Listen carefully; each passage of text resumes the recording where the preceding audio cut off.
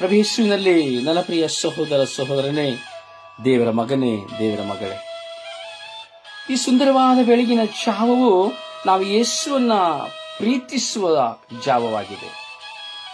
ಪ್ರಭು ಯೇಸುವಿನ ಪ್ರೀತಿಯ ಮಾಧುರ್ಯವನ್ನು ಸವಿಯುವ ಜಾವವಾಗಿದೆ. ಚಿಂತಿಸು ನನ್ನ ಸಹೋದರ ಸಹೋದರಿ, ನೀ ಚಿಂತಿಸು, ಕ್ಷಣಕಾಲ ಚಿಂತಿಸು, ಗಂಟೆ ಕಾಲವಲ್ಲ, ಕ್ಷಣಕಾಲ ಚಿಂತಿಸು. ನಿನ್ನ ಯೇಸುವನ್ನು ನೀನು ಎಷ್ಟು ಪ್ರೀತಿಸುತ್ತಿರುವೆ. ಸತ್ತು ಹೋಗುವ ಒಬ್ಬ ಮನುಷ್ಯನನ್ನ, ಅಯ್ಯೋ ಅವಳು ನನ್ನನ್ನು ಪ್ರೀತಿಸಲಿಲ್ಲ, ಅವಳು ನನ್ನನ್ನು ಪ್ರೀತಿಸಲಿಲ್ಲ ಎಂಬುದಾಗಿ ನೀನು ಅವನ ಹಿಂದೆಯೇ ಕೊರಗಿ ಓಡುತ್ತಿರುವೆಯಲ್ಲ, ನಾವೆಷ್ಟು ಮೂರ್ಖ ಎಂಬುದಾಗಿ ಯೋಚಿಸು. ದೇವರ ಪ್ರೀತಿಯನ್ನು ಅರಿಯದೆ ಮನುಷ್ಯನ ಪ್ರೀತಿಯನ್ನು ಮಾತ್ರ ಅರಿತು ಮನುಷ್ಯನ ಹಿಂದೆ ಓಡುತ್ತಿರುವ ನನ್ನ ಸಹೋದರನೇ, ಸಹೋದರಿಯೇ, ನಾನು ಮತ್ತು ನೀವು ಸ್ವಾರ್ಥದ ಸುಳಿಯ ಪ್ರೀತಿಯಲ್ಲಿ ಸಿಲುಕಿಕೊಂಡಿದ್ದೇವೆ.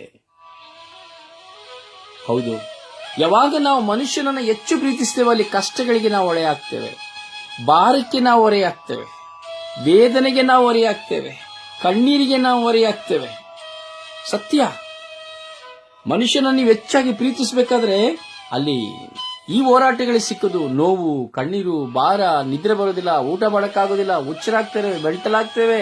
ಅಯ್ಯೋ ನನ್ನ ಮಗ ಹೀಗೆ ಮಾಡ್ದ, ನನ್ನ ಮಗಳು ಹೀಗೆ ಮಾಡಿದ್ರು, ನನ್ನ ಗಂಡ ಹೀಗೆ ಮಾಡ್ದ, ನನ್ನ ಹೆಂಡತಿ ಹೀಗೆ ಮಾಡಿದ್ಲು, ನಾನು ಪ್ರೀತಿಸೋರು ಹೀಗೆ ಮಾಡಿದ್ರು, ಹುಚ್ಚರಾಗಿ ನಾವು ಅಲಿಯುವುದನ್ನು ನೋಡ್ತೇವೆ. ಚಿಂತಿಸಿ ಪ್ರಿಯರೇ, ಸತ್ಯವ ಸುಳ್ಳೆಂಬುದನ್ನು ಚಿಂತಿಸಿ.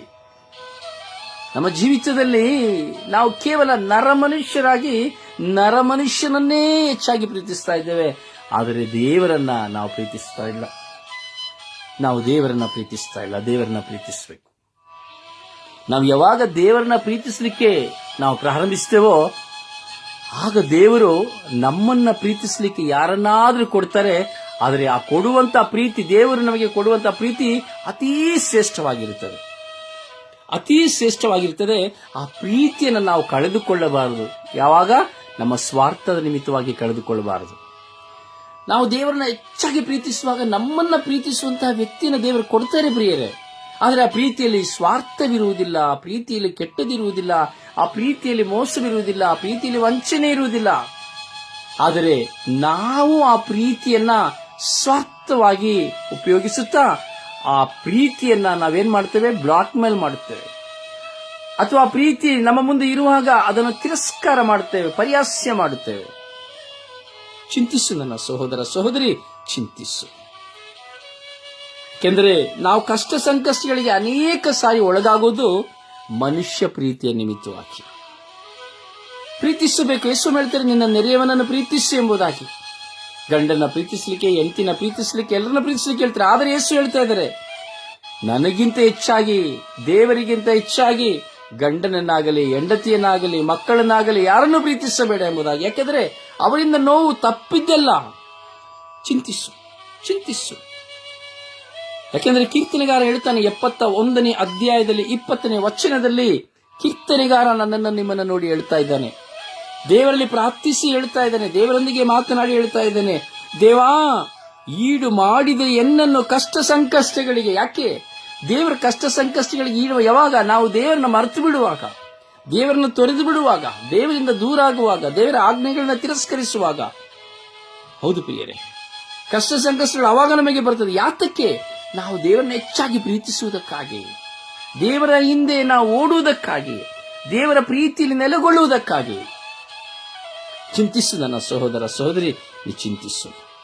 ಅದರಿಂದ ಕೀರ್ತನೆಗಾರ ಹೇಳ್ತಾ ಇದ್ದಾನೆ, ದೇವಾ ಈಡು ಮಾಡಿದ ಎನ್ನನ್ನು ಕಷ್ಟ ಸಂಕಷ್ಟಗಳಿಗೆ ಪುನಶ್ಚೇತನಗೊಳಿಸೀಗ ಭೂತಳದಿಂದೆತ್ತು ಮೇಲಕ್ಕೆ ಎಂಬುದಾಗಿ. ಭೂಮಿಯಿಂದ ನನ್ನನ್ನು ಮೇಲೆತ್ತು, ಸಾಕು. ಈ ನನ್ನ ಕಷ್ಟ ಸಂಕಷ್ಟಗಳಿಂದ ಸ್ವಾಮಿ ನಾನು ಬಿಡುಗಡೆ ಹೊಂದುವಂತೆ ನನ್ನನ್ನು ಅನುಗ್ರಹಿಸು, ನನಗೆ ಹೊಸ ಜೀವನವನ್ನ, ಹೊಸ ಚೈತನ್ಯವನ್ನು ಕೊಡಿ ಎಂಬುದಾಗಿ ಕೀರ್ತನೆಗಾರನ ದೇವರನ್ನು ನೋಡಿ ಹೇಳ್ತಾ ಇದ್ದಾನೆ. ದಾವೀದನು ದೇವರಲ್ಲಿ ಪ್ರಾರ್ಥಿಸಿದಂತಹ ಪ್ರಾರ್ಥನೆ ಇದು ಪ್ರಿಯರೇ. ನನ್ನ ಸಹೋದರಿಯೇ, ಓ ನನ್ನ ಸಹೋದರನೇ, ನೀನೆಷ್ಟು ನಿನ್ನ ದೇವರನ್ನ ಪ್ರೀತಿಸುತ್ತಾ ಇದೀಯಾ? ಯೋಚಿಸು, ಪರೀಕ್ಷಿಸು. ನಿನ್ನ ಮುಂದಿರುವ ವ್ಯಕ್ತಿಯನ್ನ ಇಟ್ಟು ಪರೀಕ್ಷಿಸು. ನಿನ್ನ ದೇವರಿಗಿಂತ ಹೆಚ್ಚಾಗಿ ನಿನ್ನ ಮುಂದೆ ಇರುವಂತಹ ವ್ಯಕ್ತಿಯನ್ನು ನಾನು ಪ್ರೀತಿಸ್ತಾ ಇದ್ದೇವೆ. ಎಷ್ಟು ಸ್ವಾರ್ಥಿಗಳಲ್ಲವೇ ನಾವು, ಎಷ್ಟು ಸ್ವಾರ್ಥಿಗಳಲ್ಲವೇ ನಾವು. ಆದರೆ ನಾವು ಯೇಸುವನ್ನು ಪ್ರೀತಿಸುವುದು ಯಾವಾಗ? ಆ ದೇವರ ಪ್ರೀತಿಯನ್ನು ಸವಿಯುವುದು ಯಾವಾಗ? ಆ ದೇವರ ಪ್ರೀತಿಯ ಸವಿಯೂಟವನ್ನು ಭುಜಿಸುವುದು ಯಾವಾಗ? ಆ ದೇವರೊಂದಿಗೇ ವಾಸ ಮಾಡುವುದು ಯಾವಾಗ? ಆ ದೇವರ ಆ ಪ್ರೀತಿಯನ್ನು ಮಾತ್ರವಲ್ಲ, ಆ ದೇವರ ಪ್ರಸನ್ನತೆಯಲ್ಲಿ ತುಂಬಿಕೊಳ್ಳುವುದು ಯಾವಾಗ? ಚಿಂತಿಸು ನನ್ನ ಸಹೋದರ ಸಹೋದರಿ, ಚಿಂತಿಸು. ಕೀರ್ತನೆಗಾರ 21ನೇ ಅಧ್ಯಾಯ 20ನೇ ವಚನದಲ್ಲಿ ಹೇಳುತ್ತಾನೆ, ದೇವಾ ಈಡು ಮಾಡಿದ ಎನ್ನನ್ನು ಕಷ್ಟ ಸಂಕಷ್ಟಗಳಿಗೆ ಪುನಶ್ಚೇತನಗೊಳಿಸೀಗ ಭೂತಳದಿಂದೆದ್ದು ಮೇಲಕ್ಕೆ. ಪ್ರಭುವಿನ ವಾಕ್ಯ.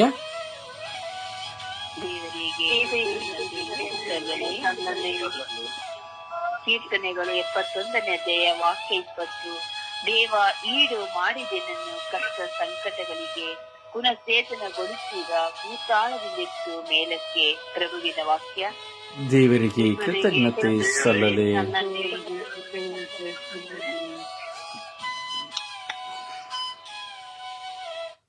ಕೀರ್ತನೆ 71ನೇ ಅಧ್ಯಾಯ ವಾಕ್ಯ 20.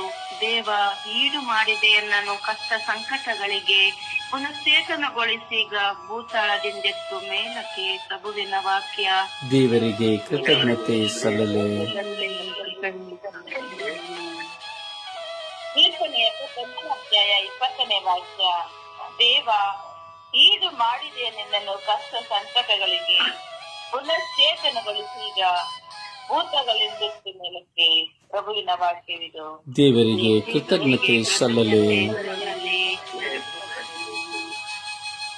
ಕೀರ್ತನೆ 71ನೇ ಅಧ್ಯಾಯ 20ನೇ ವಾಕ್ಯ. ದೇವ ಈಡು ಮಾಡಿದೆ ನನ್ನನ್ನು ಕಷ್ಟ ಸಂಕಟಗಳಿಗೆ ಪುನಶ್ಚೇತನಗೊಳಿಸೀಗ ಭೂತಳದಿಂದ ಎತ್ತು ಮೇಲಕ್ಕೆ. ಪ್ರಭುವಿನ ವಾಕ್ಯ. ದೇವರಿಗೆ ಕೃತಜ್ಞತೆ ಸಲ್ಲಲಿ.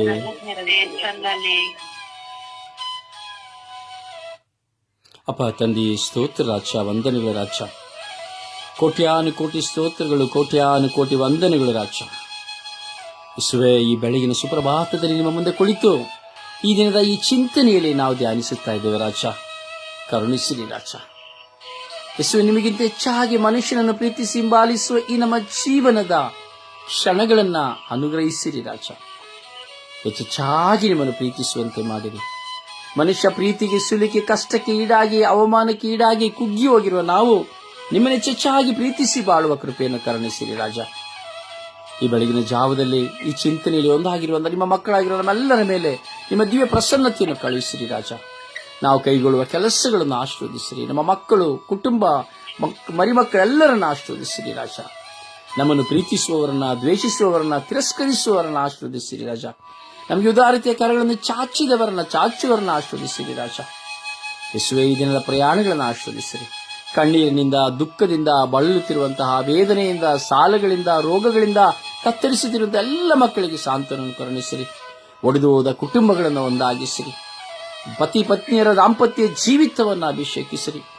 ಯೇಸುವೇ, ನಿಮ್ಮ ದಿವ್ಯ ಕಾರುಣ್ಯ ಕಾರಂಜಿಯಲ್ಲಿ ನಾವು ತುಂಬಿ ಹೋಗುವಂತೆ, ನಿಮ್ಮ ದಿವ್ಯ ಪ್ರಸನ್ನತ ಕೃಪೆಯಲ್ಲಿ ನಾವು ತುಂಬಿ ಹೋಗುವಂತೆ ನಿಮ್ಮ ಅನುಗ್ರಹವನ್ನು ನನ್ನ ಮೇಲೆ ಸುರಿಸಿರಿ ಎಂದು ಪಿತ, ಸುತ್ತ ಮತ್ತು ಪವಿತ್ರಾತ್ಮರ ನಾಮದಲ್ಲಿ ಪ್ರಾರ್ಥಿಸಿದ್ದೇವೆ ಜೀವನುಳ್ಳ ತಂದೆಯೇ. ಆಮೇನ್. ಆಮೇನ್. ಆಮೇನ್. ಆಮೇನ್.